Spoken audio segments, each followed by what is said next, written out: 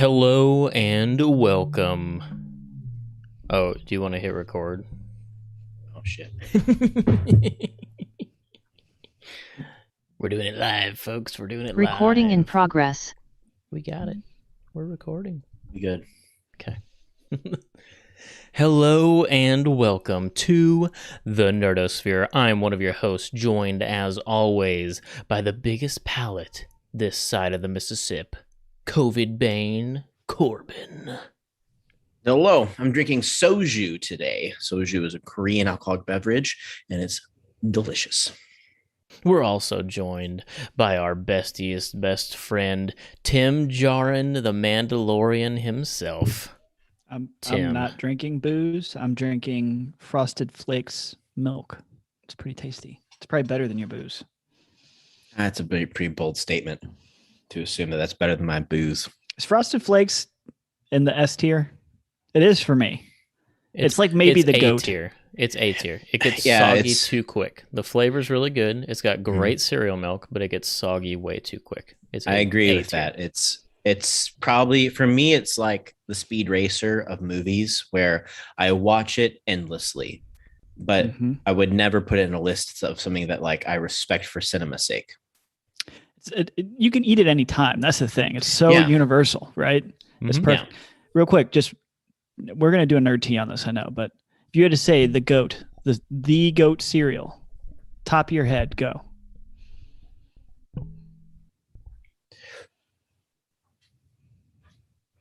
Cocoa Pebbles. Cinnamon Toast Crunch. I'm gonna go Frosted Flakes. But Just we because proved you wrong. Just because I can eat it anytime.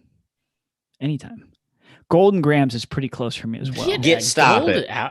No, we're done. We're done. We're done. We're done. Golden Grams. You like Golden eating Grams. cardboard? Corn Let me get you Pops? some grape nuts real quick. Good God. Some Fiber One. You cannot compare Fiber One with Golden Grams. I can, and I just did. I'd rather eat strawberry Special K cereal than Golden Grams. That would be actually incredibly tastier. I'm gonna go all the way back. If I have to pick a goat, I'm going blueberry frosted mini wheats. Blueberry frosted mini wheats with a little bit cashew milk. Ooh, it's ridiculously good. I mean, I'm not I don't going to know hate how on mini wheats, but goat? How are we friends? I wonder that sometimes. I'm pretty sure when I told you about blueberry frosted mini wheats and cashew milk, you were like, "Ooh, that sounds delightful." I must have been trying to be nice that day, which is Fucking uncharacteristic for me. Fucking fake. Yeah. Yep. Okay, Yeah. well. Other than that, how are we doing? I'm doing great. Thanks for asking. I have more to say, but I don't know. Okay. Wait, no, I do have more to say.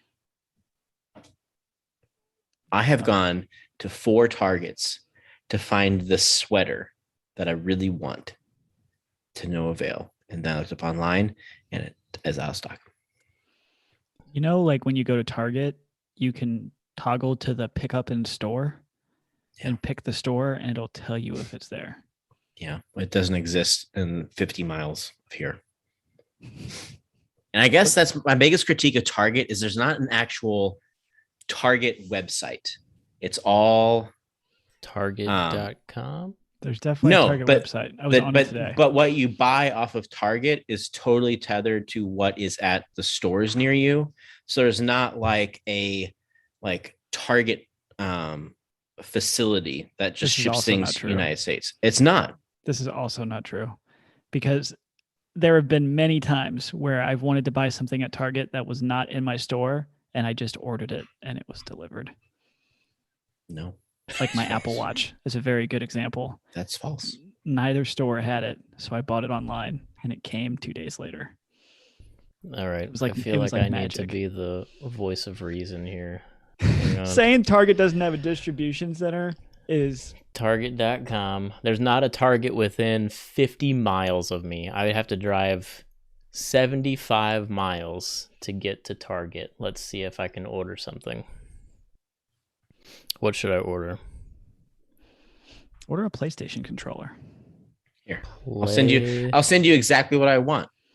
And Station. it says it's out of stock, and all it says is that it's out of stock at every store near you. There's no option to try to purchase this outside of being sent to me from a store.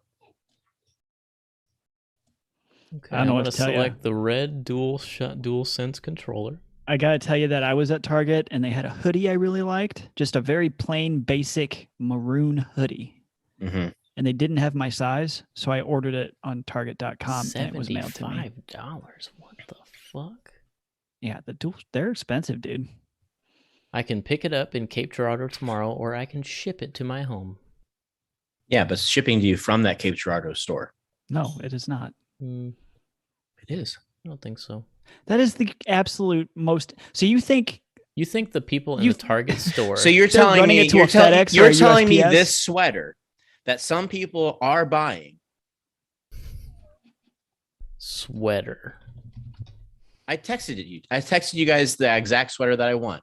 It's the cream colored sweater. And when it shows out of stock, it only shows out of the stock. one that Kanye West is wearing in the picture?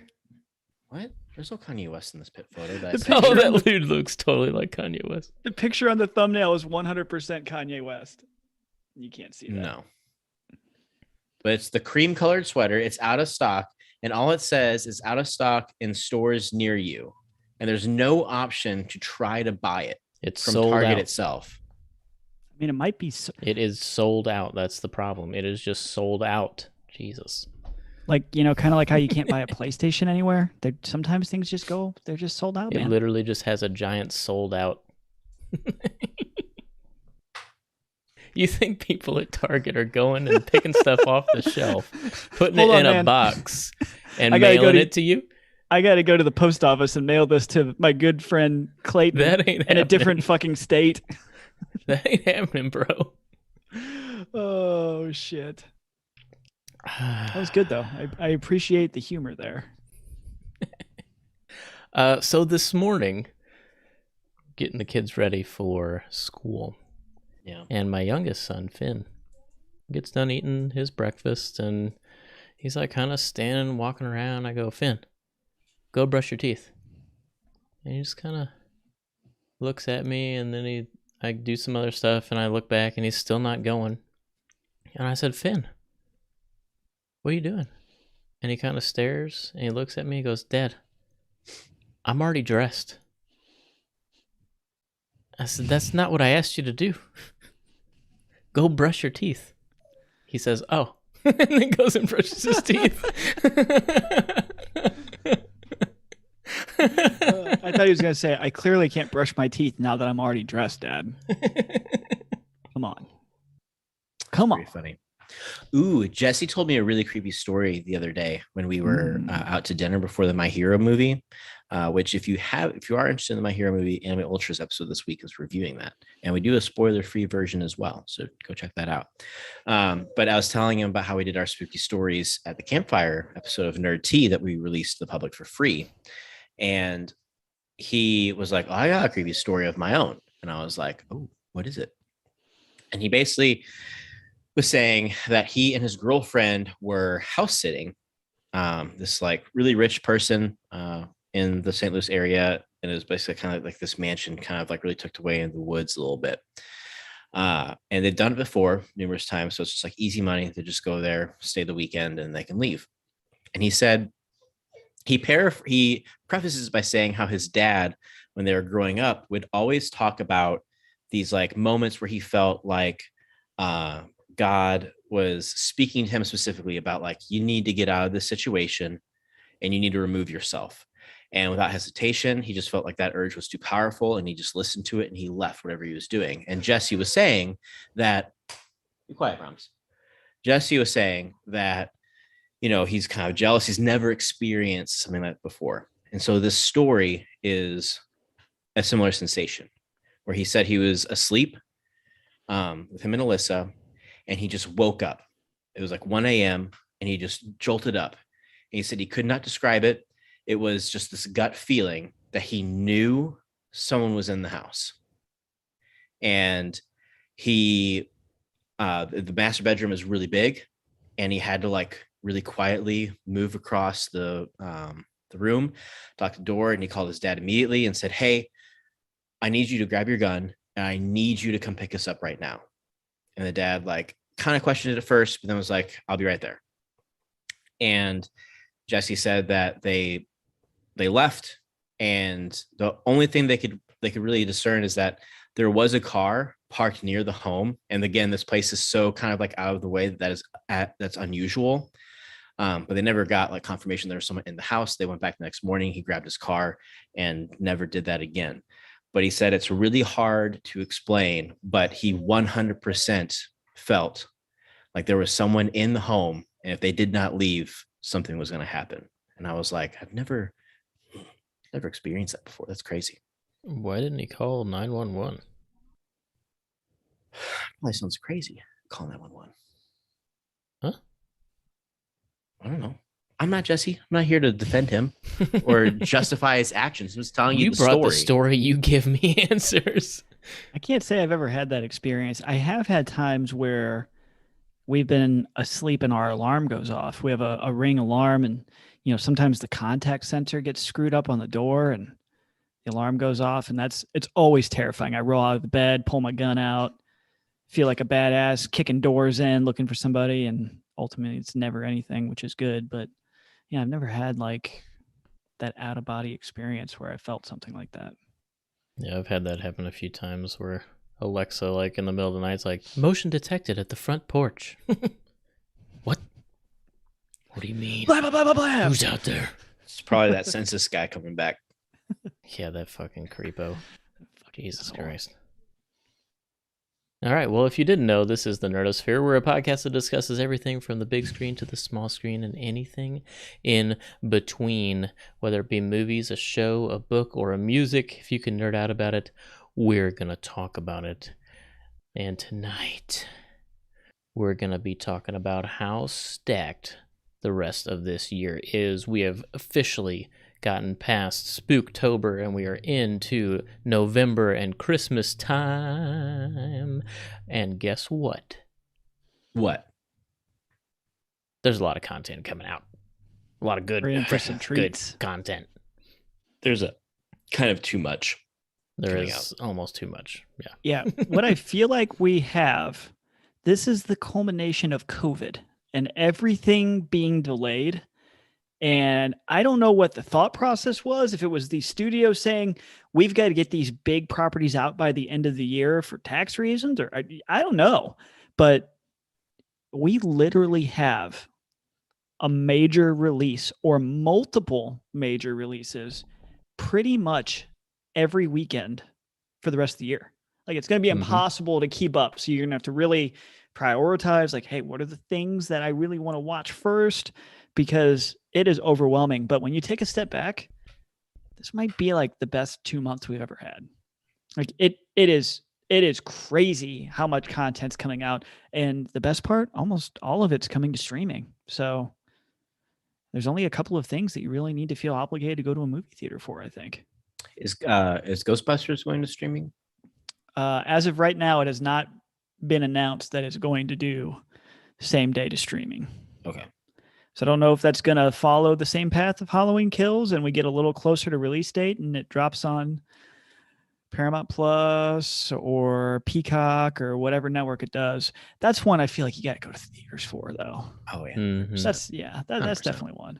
But this is a different kind of topic for us, so I thought it might be fun to go through the list and then just give some reactions on what we're really looking forward to, what we are nervous about. There's a few things on this list that I don't think are going to pan out very well, and just kind of keep this loose. I know I sent this list to my wife and to a couple of friends, and none of them knew about a lot of this stuff coming out right now. They knew about the projects. They just didn't realize it was coming this soon. That's what she said. Not this month. Not this month. Not November month. Dun, dun, dun. So yeah, you guys just want to dive in, and I mean, I think we got 2 huge releases coming this weekend. We've got The Eternals, which I think if I had to guess, Corbin's got some thoughts on the Eternals and the importance of the Eternals. To And be then we honest, have before Dexter this Newblood. list, I didn't realize it was this weekend. So Yeah, it's tomorrow, brother. Like you could probably go see it tomorrow at this point. too bad. Yeah, I'm really upset that I'm working until 10 p.m. tomorrow and Friday. Yeah, you fucked that up, didn't you? I did fuck that up. Yeah. In case you guys haven't kept up with Marvel, as of right now, Eternals is the worst rated MCU movie on Rotten Tomatoes of all time. It is the only film that's rotten. The last I saw it was at like 59%.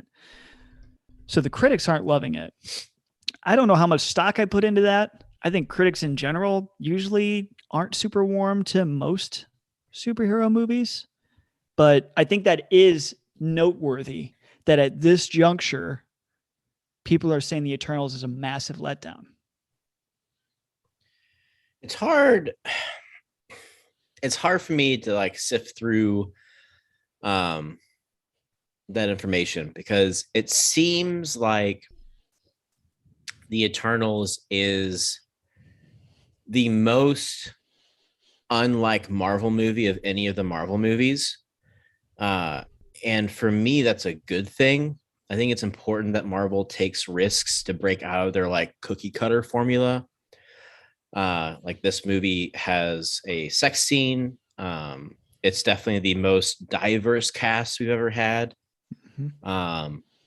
So it's, I don't know. Like I haven't really read any of the reviews that are negative aside from ones that the details that I've read are not ones that necessarily like would hold a Marvel movie like this like hostage over. Like some people said that the story was too big, or they're trying to set up too much, or it was too dense. I think that I can appreciate the effort of telling a dense, rich story, especially because some Marvel movies are kind of fluff. I mean, they're fun, but there's not a lot of substance there. And so it's interesting that maybe some of the negative critiques coming from critics are people who wanted a cookie cutter Marvel movie and then were off put that it wasn't that.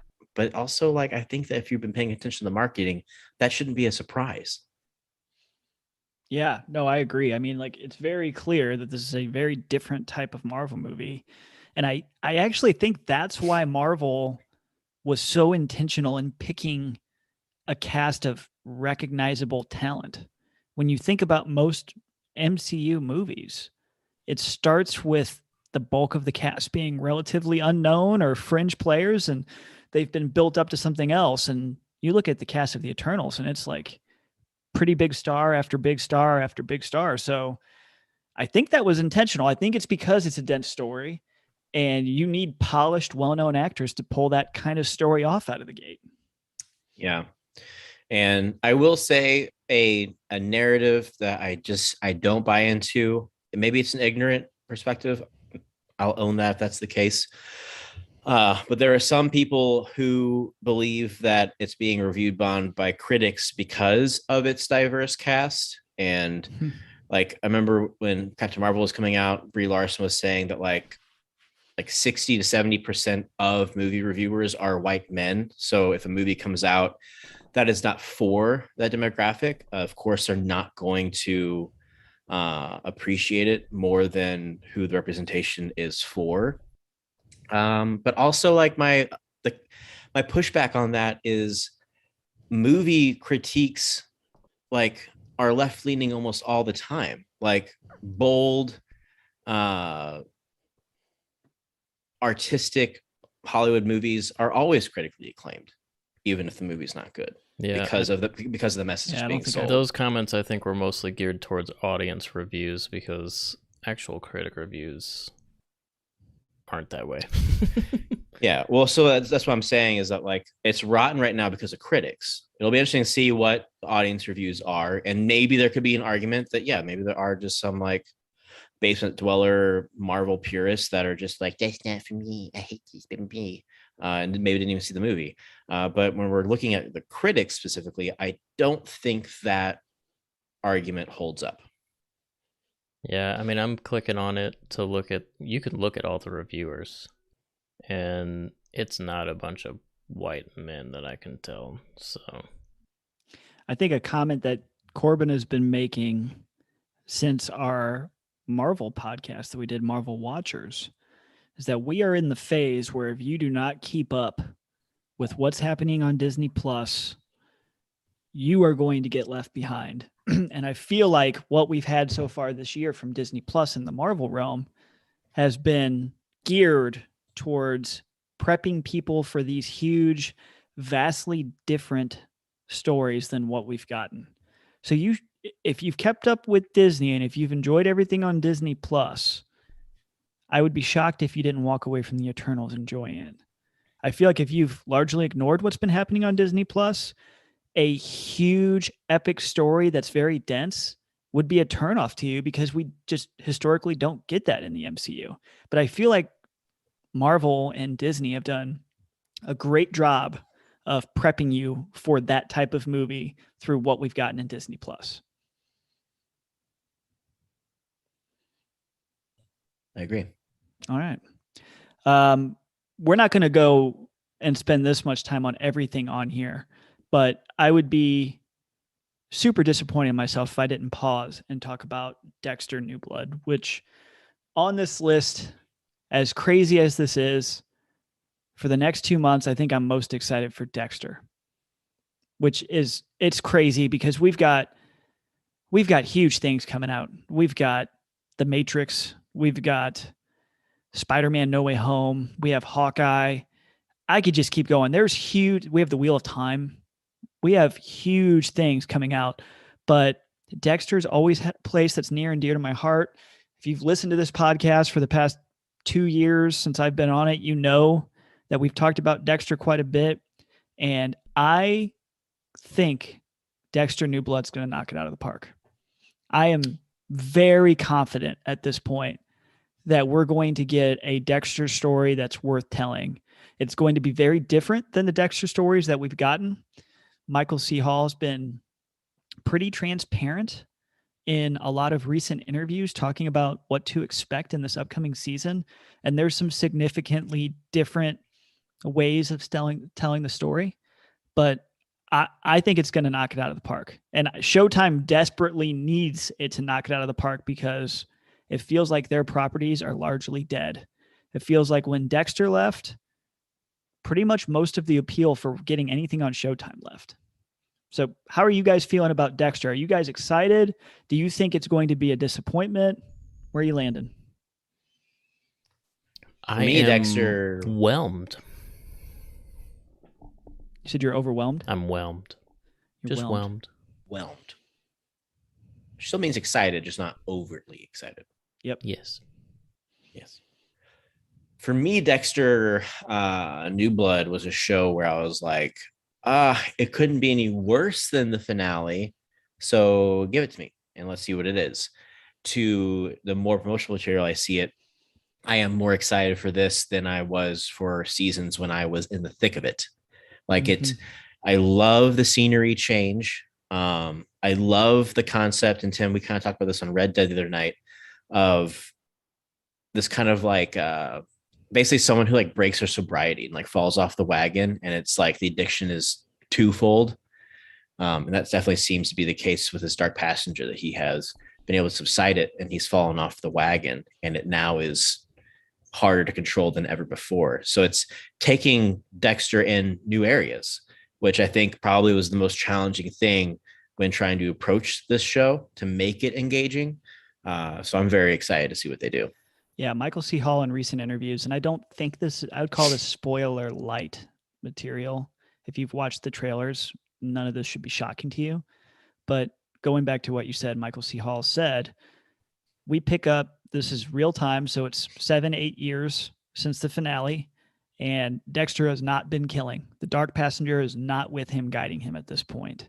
And events happen in the opening episode, and he finds out that he is still a serial killer at heart. And as he starts, it is not controlled like it usually is in Dexter fashion. It's exactly what you said. It's like an addiction. You fall off the wagon, and all of a sudden it's much harder to control than when you were in the thick of the addiction. And that's what we get, is Michael C. Hall essentially as a serial killer with not a ton of control over how he's doing it, at least out of the gate. One thing that I'm a little disappointed in is Michael C. Hall also came out and said there's no narration, at least in the first episode. Ooh. Which is something I know you really loved. The fact that Michael C. Hall was constantly narrating his inner thoughts, and then that was commingled with Harry, and Harry representing the Dark Passenger. There is none of that going on. We do have Deb back, but Deb is not playing Harry. Deb is more of a tool to help people understand the grief that Dexter still feels over the death of Deb in the finale. So we're going to have a lot of Deb. I think she's going to play a Harry-like role, but it's going to be more guilt-based. And we're going to have Dexter off the rails. And I think that's a really good recipe for a story that's worth telling. And I will be shocked if this truly is a one-and-done season. I will be shocked if Showtime doesn't find a way to turn this into another show, whether it's more Dexter or whether it ends up being a show about Harrison, who's already confirmed to be a big part of the story. I think we get more Dexter after this season. So I'm super excited. If you're a fan of Dexter, get Showtime, support the show, vote with your wallets, what we always say here on the Nerdosphere. 100%. The narration part I did not know, and that's a little sad to hear because that's something that's unique on Dexter and allows us to be more intimately connected to the character. Mm-hmm. Normal shows are all about like show don't tell kind of thing, where you have to just absorb what is being shown to you, what the character is saying, then you have to interpret where they're coming from.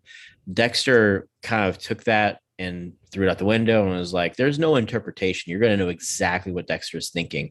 And it was kind of like reading a book. Like that's something that you get in novels that you don't get in shows, is actually being in the head of the characters that you're following. So that's a little upsetting, but maybe it's meant to add a more mysterious guise to it all. And he was kind of cryptic in saying we don't get that, at least not in the first episode. So maybe it comes back. He also said that essentially the Dexter you get is the real manifestation of the mask that he always wore. Like he is fully the mask at this point. Whereas in previous seasons, he wore the mask around people. He was the guy who you never suspect, but he had this inner dialogue that was constantly challenging the mask. And we're at a point in his life where that inner dialogue is not challenging the mask anymore. So anyway, not to get too far on a tangent, Dexter comes out this weekend on November 7th. So if you're a fan, be sure to check it out. Yeah. That's quick. Yeah. I'm going to go through just a couple of these really quick. And then if there's one that you guys want to talk about that you have a reaction to or that you're excited for, pause me, because there's a lot to get through here for a podcast. Well, I'll pause you. Don't you worry. November 11th, Red Notice is coming out, which is the biggest budgeted Netflix movie of all time. Features The Rock, Ryan Reynolds, and Gal Gadot. I don't expect that to be a good movie, but I'll be watching it because it's got Ryan Reynolds and The Rock in it. And you're going to watch it? I'm totally going to watch it. Totally going to watch it. Not a priority watch, but I'll for sure watch a popcorn flick, a cheesy action movie. That's something I usually enjoy. It was like pulling teeth to get you to watch shit like Midnight Mass. You're like, I just don't have time to watch this. But you're going to make time for that? I made time for Midnight Mass. Midnight Mass was 3 weeks after our podcast about it. You guys wanted me to watch it in a day. That's 8 hours worth of content. We gave you way more prep time than that, Mr. Man. Not much. Yeah, so I'll probably watch that. It's an hour and a half movie, and I can figure out a way to get an hour and a half worth of content in. So, Disney Plus Day is a day that Disney has said every year now. I guess Disney Plus originally came out on November 12th, so they're making that Disney Plus Day. Oh. And every time there's an anniversary, they're going to do a huge content drop. Some stuff that's not new that people are maybe interested in watching. Shang-Chi is going to be available on Disney Plus for free starting on the 12th. As is another Rock property, Jungle Cruise. Of those two, I think Shang-Chi is definitely worth watching. Jungle Cruise is fun. Not a great movie, but it's a fun movie for a family. And then on the list here, we have new Olaf specials, new Simpsons specials. We've got Jeff Goldblum, The World According to Jeff Goldblum, Season 2. That show is such a delight. You love that show. I didn't get into it. I love that show. It's so good. But they're dropping the first 5 episodes of that of season 2 on the 12th. Okay. And then the big one is the reboot of Home Alone. Home Sweet Home Alone comes out on the 12th. And I'll say, I think the trailer looks like a movie where I'm going to sit there and question, why did we get this? Because I it was agree. not needed. It doesn't look like it's a great new spin on it. It looks like content for the sake of content, which I hate. Home Alone is one of my all-time favorite Christmas movies, and I don't understand at this point. Well, it's also confusing because they do keep calling it a reboot, but also Buzz is a cop in that movie. So it's not really a reboot. It's a sequel to the Home Alone movies. So that is a little strange that they keep marketing that way. It's what we would call a soft reboot. Yeah. It's not the same thing. Like the two thieves, like you have Aaron from the fucking Office and then some like random guy. Like the Home Alone is such an iconic thing because like you had like is it Steve Buscemi? Not Steve Buscemi. Who's the guy from all those all those Scorsese movies?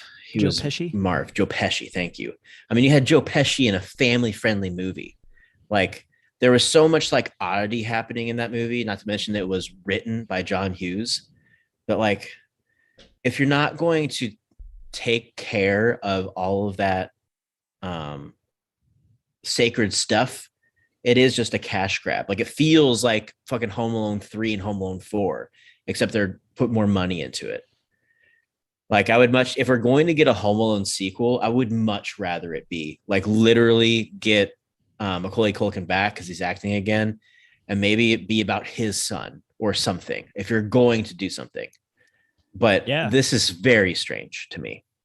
Yeah, maybe taking a note from a movie that we're going to talk about here in a second, Ghostbusters Afterlife. With their reboot, they did it more as a sequel where they're going to try to include characters and it's going to be about their descendants. And I agree. I think that's the direction they should have gone. 100%. Because there's also like nice little meta things to Ghostbusters Afterlife where like Harold Ramis is actually dead in real life. So we're following his family dealing with like the loss of him and like uncovering all of his things. So Ghostbusters Afterlife, I think, is probably the thing I'm most excited for of anything on this list. That I put Ghostbusters Afterlife when we did our what are you excited for 2 years. We've had it on our list now. Mm-hmm. I think Ghostbusters Afterlife has the potential to be my favorite movie that I watched this year. Ghostbusters has a special place in my heart. And man, when you watch this trailer, it checks all the boxes. It's got a story that seems worth telling. It's definitely going to have old Ghostbusters in it. The visual effects look incredible. Mm-hmm. I'm super excited for this movie. This is a day one watch for me. Yeah. And for those who don't know, part of the reason why this movie is going to be so good and feels like it's going to be so good is it's Ivan Reitman's son directing it. So it's the son of the man who directed the original one. So we're going to also get unseen footage from the first movie that we've never seen being used in this movie. Like this is how you do a legacy sequel. Don't ever do shit like the fucking all women's Ghostbusters. That was just a chaotic mess. It was a train wreck. There's no redeemable thing in that Ghostbusters movie. Yeah. None. It's crazy to say. Okay. So the next grouping, I'm not going to go by date anymore because I know we're already getting tight on time. Tiger King season 2. Let's go. Okay, we'll pause for that one. Well, we know it's going to be good because Carol Baskins is already trying to sue Netflix again. Yep. For season 2. So we know it's going to be good. Yep. For those of you who haven't kept up, Carol Baskins tried to sue Netflix for the way that she was portrayed in season 1 as a villain. She has doubled down on that lawsuit. She tried to take a more technical route and said, hey, you guys used footage that I gave permission for season 1 that I did not give permission for season 2. So I would like you guys to delay releasing it or stop releasing it or not release it until that footage is removed. And the courts have already chimed in and said, get out of here. Which is good. That is crazy. And also Carol Baskins is a villain. Anyone who has tiger sanctuaries like that is just not good. My biggest disappointment in Trump. She's also a murderer. My my biggest disappointment in Trump is that he didn't pardon Joe Exotic on his last day. They It were really so, seemed they it were really seemed so like he was going confident. to. They were so confident. They had a car waiting outside. Like they thought it was happening. They had discussions and were under the impression that it was going to happen. And the boy didn't do it before he left. It's very upsetting. He probably just forgot. It probably was on his desk and he was like, Yeah, shit. Probably. He probably got home and was like, dang it. It was under one of his Diet Coke cans, probably. It's I'm so excited for Tiger King season 2 because season 1 was the train wreck that you couldn't turn your eyes from. Joe Exotic's in season 2 with new stuff. I don't know if they're going to have legacy footage like you mentioned. He's definitely doing interviews with them through prison. So yeah, it's probably both. Was he getting a law degree while he's in prison? I don't know. I hope he's not neutered, because if you kind of go through like what he's been saying recently, he's been saying, yeah, I'm done with Carol Baskins. I'm past that. Like, it seems like he's maybe calmed down. He's chilled out a little bit, which would be disappointing. I have a feeling Netflix will find a way to. Well, to I bring think that he's fire chilled out back because out he's of trying him. to get released. Yeah, that is probably true. Probably true as well. But man, Tiger King, just thinking about that release, it was right after COVID had just broke. Everybody's freaking out. We're quarantining ourselves. Everybody's starting to stay at home from work because we don't know what's happening with COVID. It's this brand new thing. And then Tiger King hits, and it's just like this huge cultural phenomenon. It was a fucking meme gold mine. It brought us peace. It brought us together. We made some sweet shirts and phone cases. Yep. Oh man, I am excited for Tiger King season 2. Yeah, for sure. Okay, so a couple of other properties I think you guys probably have reactions or predictions for: Cowboy Bebop, Wheel of Time. Let's just stop there because those are 2 properties. We have an anime podcast, and we all know that Clayton's favorite book series is probably The Wheel of Time. Yeah. Cowboy Bebop has not shown me a single piece of marketing that makes me excited in the slightest. Every single thing they've shown us looks like a college film student fan-made trailer. It is grotesque, even to the point where they're trying to force a vibe, for lack of a better term, that's probably not going to be actually present in the show, because the past couple things they've shown, they've tried to do like quick cuts with like music to make it feel like slick action in an anime. But when you're actually watching the actors in the scene doing the action stunts, they're moving very slow. So it's not going to be like fast-paced action. So it was almost like it was edited to like a Guy Ritchie style action sequence or a Matthew Vaughn style action sequence. But then the footage was not done or designed to be that way. So that just continues to tell me this is not going to be worth my time. It's going to be a shit show because the actual product is not going to be a reflection of what the anime was. Yeah. I'm just not interested. Not interested. Live action adaptations of animes are never good, and I can't imagine that this will be the exception. I mean, they might prove us wrong, but it's not happened yet, so. I feel like Attack on Titan could be good. I mean, New Line Cinema has it to do here in America. I feel like with the right budget, it could be good. But I do agree. Generally, one of the things that makes anime exceptional is that you can just do things you can't do in live action. Mm-hmm. And it allows you the freedom to create a world where you don't have to stretch your suspension of disbelief very far because it's animated. So you just like buy whatever's on screen and you just move on. So, yeah, this is just one of those things where I'm like, I don't think anyone asked for this.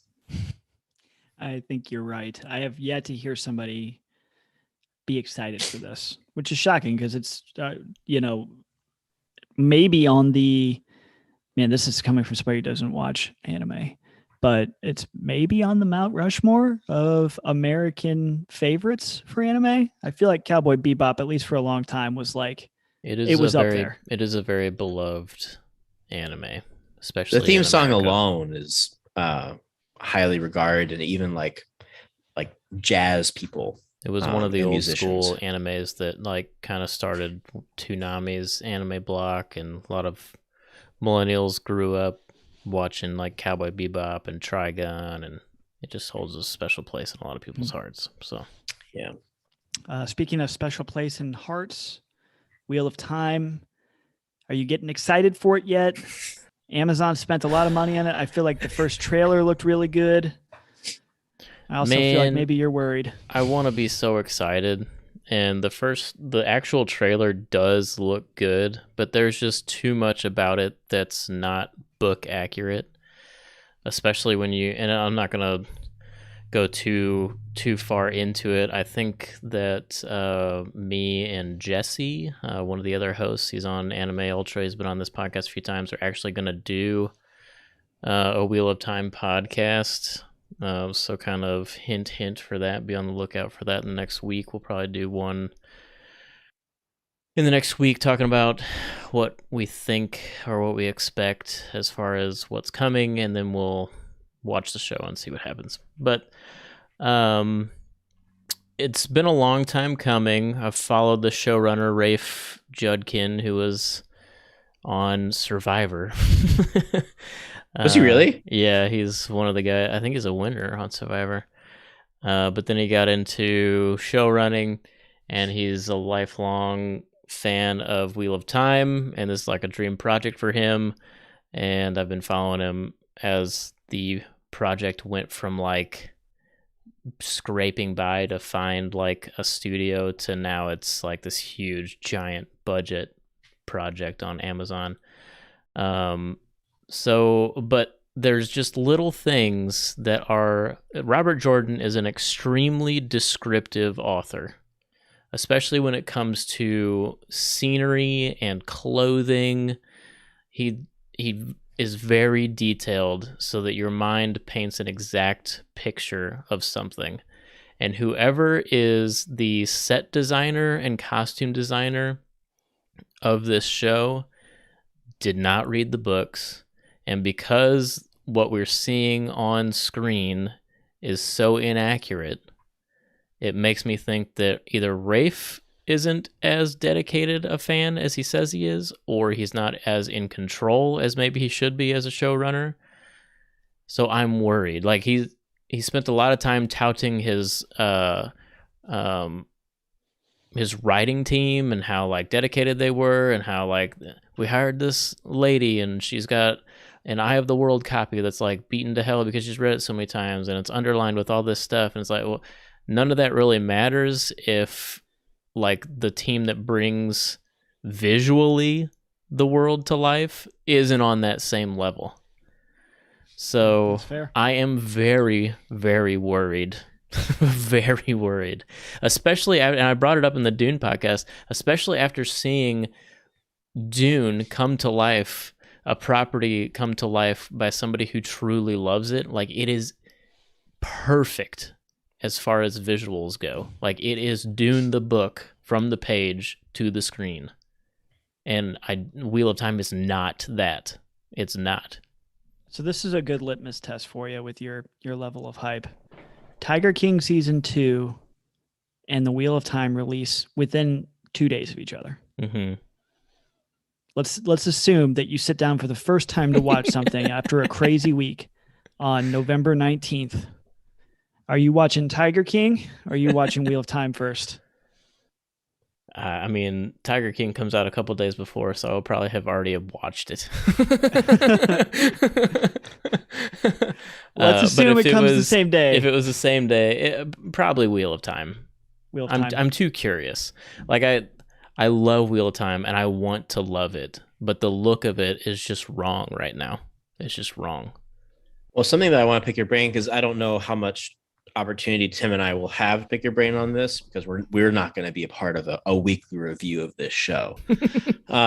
But I think it's something to bring up now, as you're already talking about your causes of concern. And it's something that Jesse had told me that you kind of agreed with, and I wanted you to talk about it a little bit. But it's basically also the concept of the casting seems a little strange on certain characters, because there seems to be this push for maybe forced representation when it goes against like the themes that are being told. And I guess there's this like specific tribe of people that are isolated from the world. And one of the big things about them is like this like ongoing bloodline that's like flowing through them. But then you have like people casted in that area being like incredibly diverse ethnically. And like that just seems strange. And so that if they're getting that fundamental thing wrong in a book that already touts strong female characters and inclusions and things like that, it just seems odd. It doesn't seem like maybe it's being handled with care. Oh yeah, I mean Robert Jordan was probably way ahead as far as strong female characters. I mean, these are books that were written in the late 80s, early 90s, 2000s, and he's writing like this world is basically run by women and they're good characters. And each like city, each country has its own culture and racial diversity. I mean, it is a very diverse story, and it does seem, at least from the previews, to maybe be suffering from what some content nowadays have been suffering from, which is like forced wokeness almost. Like the example that you brought up is our main characters come from a place called Two Rivers. It's a rural area. It is isolated from the world. It's a small town, a small area of like a couple towns. But they are descendants from like this great empire called Manetherin, and part of the lore there is that like the old blood kind of hold, like the genetics there holds power because they are descendant from these great and powerful people, these great leaders. And it is a little strange that you get there and like the area is pretty diverse, which is not necessarily a bad thing, but it doesn't necessarily make sense narratively either.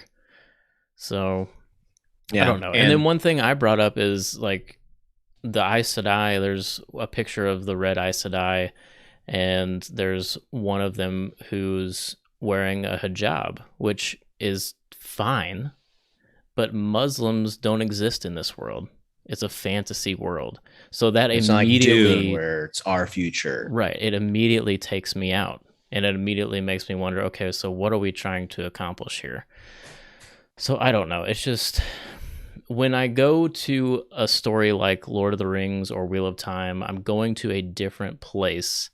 And anything you do that takes me out of that place is going to ruin my perception of it.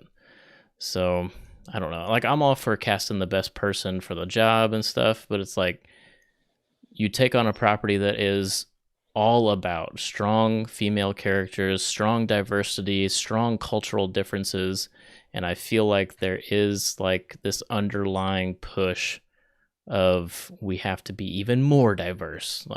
So I don't know. Maybe I'm way off base there, but I don't necessarily think you are. I do think that there is an issue when it comes to adapting very strong IP that have a very strong, rabid fan base. And it always makes me scratch my head when it's so clear the studio has maybe an agenda when adapting it and changing things because they think they know better. When in actuality, what made that IP so strong and develop a strong fan base is because of what it is. Like the audacity that you would have as a studio executive to think that you have an idea that would make this property better than what has cultivated this fan base is baffling to me.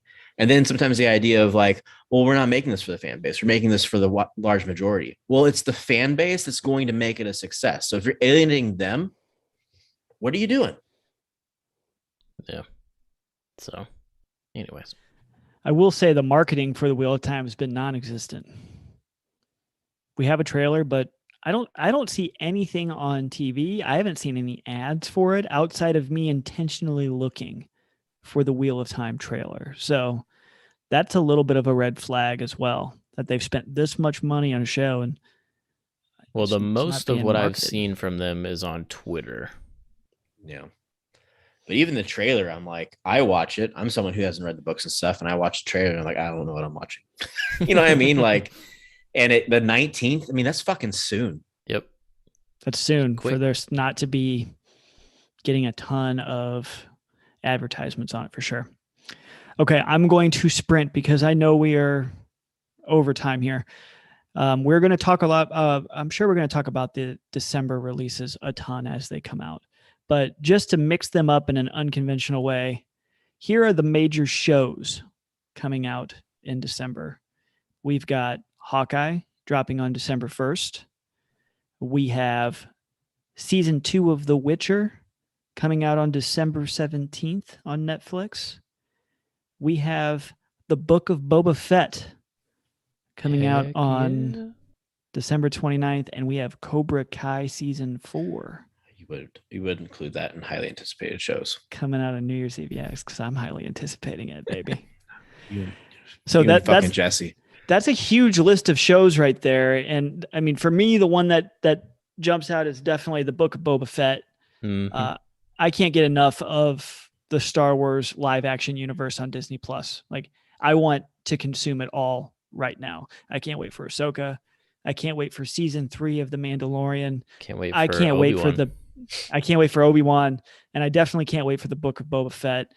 We just got our first trailer for it yesterday, I think, and it looked pretty solid. So I am super pumped for The Book of Boba Fett. It does look good. Hell yeah, Man, dude. It looks good. Quality hasn't dipped. I still wonder, I have tinfoil hats on a little bit. I still wonder if the initial intent was for there to not be a Mando season 3 and this be the next thing, because Mando season 3 has been pushed off by this thing existing. But hey, more is more. More is more, and the quality's still there. So yep. I would also agree, because if season 3 was a for sure thing, I don't think that Pedro would have taken The Last of Us. You know what I mean? He wouldn't have been shopping for another job if season 3 was a guaranteed situation. Yeah. It's one thing to shop around for movies, but a show is much more time consuming. Mm-hmm. Especially since that show under contract became priority 1, and season 3 of The Mandalorian has to wait until that's over before it can film. Yeah. He wouldn't have done that if there was for sure going to be a season 3. That's a good point. I didn't think about that. But Favreau did such a great job. Filoni's such a master. Everybody loved it. Everybody wants more. So we're going to get more. Let's just fire Kathleen Kennedy and make it a done deal. I hate that lady. I can't believe we were excited about her at one point in time. Idiots. It's a different time, but there also was a point in time where I was like, the Transformer movies are so great. Motherfucking Skibbs aren't even racist. What are you talking about? The other shows that are coming out, I mean, I feel like we have to at least talk about Hawkeye and maybe The Witcher season 2. I think starting with The Witcher, because that's the easiest one. I didn't care for The Witcher. I don't remember where you guys landed. I liked it, but it was not presented correctly. If it was presented in chronological order, it would have been fantastic.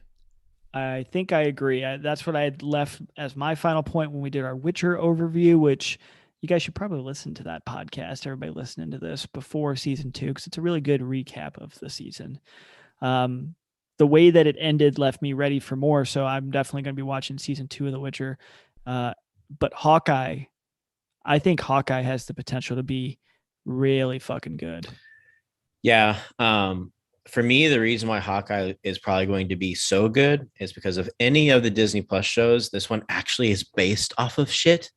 I think Loki got away with being so great because its showrunner and head writer was from the writing team of Rick and Morty, which is like really highbrow science fiction. And you can just tell that talent had bled into Loki. But the rest of the shit on Disney Plus is all made up so far. But this Hawkeye show, tonally and some narrative aspects, are being completely ripped from Matt Fraction's run of Hawkeye, which is a critically acclaimed comic book series and beloved by the fans. So I'm very excited. That's why we have the dog, who I forget his name, is an ode to that. Hawkeye in that comic is deaf, and he will be deaf in this show. You can see hearing aids in his ears in the trailers. So that's going to be an ode to that as well. So I'm very excited. And I'm glad that they waited for Haley Steinfeld to be Kate Bishop, because that is the casting for that character. Absolutely. Okay, let's wrap up, boys. We would be remiss not to talk about what could be the biggest movie release day of the year. Maybe the biggest movie release day of the past like 2 or 3 years with COVID. That's the same day. December 15th, we get Spider-Man No Way Home and The Matrix 4. Why would WB do that? Massive movies and massive properties. So let's just stop there. The Matrix 4. Are you guys in? Are you out? Are you excited? Are you I need to see a little bit more? Where are you landing? I'm excited. I don't want to dip too far into this because I think we're going to talk about this a lot more on a podcast in the next week or two. But I am excited I'm mainly excited to see the Matrix style action and visual effects in today's visual effects. Yep. That's Agreed. mainly what I'm excited for. So Agreed. And I'm not going to go into it too far since we're going to talk about it, but I rewatched The Matrix 1 through 3 last year. I'm going to rewatch it again this month. The effects surprisingly hold up well. Given that these movies were made in the 90s and 2000s, I was shocked at how well some of the effects held up.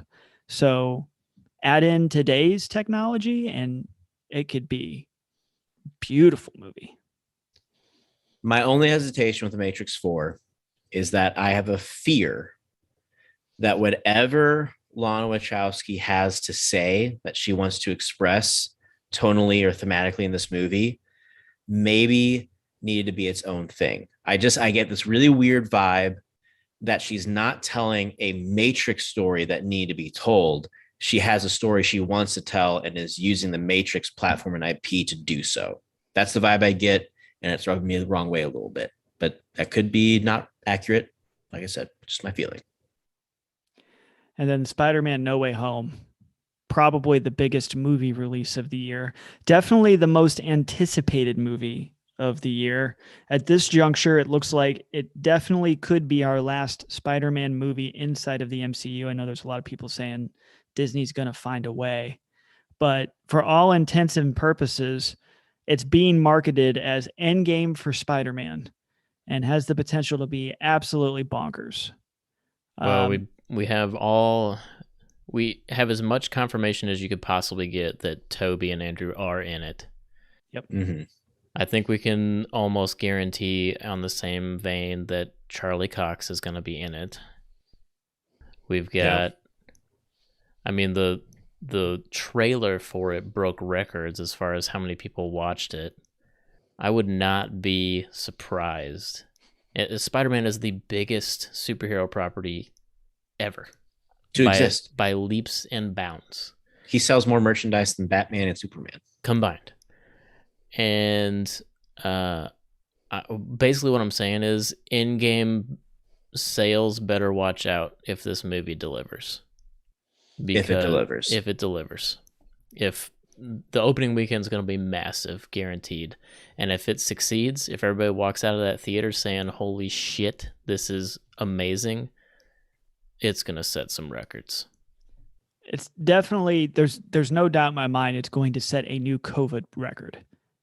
It's definitely going to do that. As far as multi-billion-dollar movie, I don't know yet. I think this is the one that has a chance of anything that's coming out even early 2022. This is the movie I think people will flock to theaters for. It's strategically coming out before Christmas. I know a lot of people like to go to the movies around Christmas on Christmas Day, so I think this is going to be the ticket to come by. I'm very nervous about this movie personally. I feel like there is a legitimate chance that there is going to be too much going on for it to be a great movie. That being said, I'm definitely seeing it the first day I can. I will say, when we expressed our hesitation or apprehensiveness to this movie on Twitter, the film's composer, Michael G., who follows us, had commented and said, take a breather, have some faith. It's going to be a good time, I promise. And so, okay, Michael. His Okay. opinion is a little biased, though, probably, honestly. I mean, a little bit. He definitely is getting paid to make the music for that film. However, I will say that Marvel has proven that you can do a ton of stuff in a movie and it be fine. I mean, let's think about Captain America Civil War. Let's think about Infinity War and Endgame. All the stuff that's going on in those movies, and it was just fine. I think that is true. I think people think back to Spider-Man 3 and Amazing Spider-Man 2, and those were mostly fumbles on the studio side, and I don't think we're gonna have to deal with that with this movie. So, yeah, and the only thing I'll say about Tom Holland talking about how he feels like this was like the last Spider-Man movie. He also did in that same statement clarify at the very least it's the last in the Homecoming trilogy. He's also numerous times has been on the record saying that he will play Spider-Man as long as they'll have him. He's happy to play it through most of his adult life. And he is on contract for 1 or 2 more ensemble movies aside from No Way Home. And I think realistically, what's going to happen is when we come back to a Spidey solo movie, he's not going to be in high school anymore. He's going to be an adult. So we're probably going to have just another chapter. John Watts is now moving on to Fantastic Four. So, I mean, there'll be a whole new creative team that takes over the Spider-Man movie. So it will feel like new Spider-Man movies. And it may be a Sony-only property. I would like to think that's not the case, but we'll see. They're building it up. Maybe they go and kind of do what you have with the Spider-Verse, and you get an adult Spider-Man, and you get Miles Morales introduced here in the near future, and you kind of have, one movie where it's Miles under Spider-Man's wing, and then Miles runs the show. So who knows? The thing that I struggle with, and this last I'll say on it, so we don't run over too much longer, is Sony needs Disney more than Disney needs Sony. And it continues to be illustrated by how shitty movies like Venom does compared to Marvel-led Spider-Man movies, which are so much more successful than the Sony-led Spider-Man movies. So if Sony does want to actually make this viable and continue to get secondhand hype, because it's clear that Venom is now in the MCU and Morbius is going to be in the MCU to a degree, they're going to need to continue this relationship in some degree. Yep. So Avi Rad can get fucked with no lube, just dry. Oh God. Oh man. Boys, I think that about wraps it up. We've got a very epic November and December coming. We didn't even mention several things coming out because of how big the things we did talk about are. So if nothing else, you are going to have a ton of options over the next couple of months. And I'm super pumped for it. Hell yeah. Kingsman, let's go. Yeah, the Kingsman's going to be good too. All right. Kai never dies. Well, we thank you for going on this journey with us. We hope you are as excited about the upcoming rest of 2021 as we are. If you like what we do and you're on an Apple device, scroll down and give us a 5-star rating if you haven't already. This helps us get in front of new audience members. The algorithm favors those with reviews. If you are not on an Apple device, that's okay. You can help us by just simply sharing the podcast with friends, family, and acquaintances. If you like our content, I guarantee you know somebody else who would as well. And what makes content better? Sharing with those we love. If you really love what we do, go over to patreon.com/thenerdosphere, where you can support us for only $1 and get a supplemental podcast nerd tea, access to the Discord, and some other cool stuff. We really appreciate all of the patrons that we have over there, and you could be one. Come join us. Come have fun. The Nerdosphere is great. We love you. But until next time, we'll see you. Bye.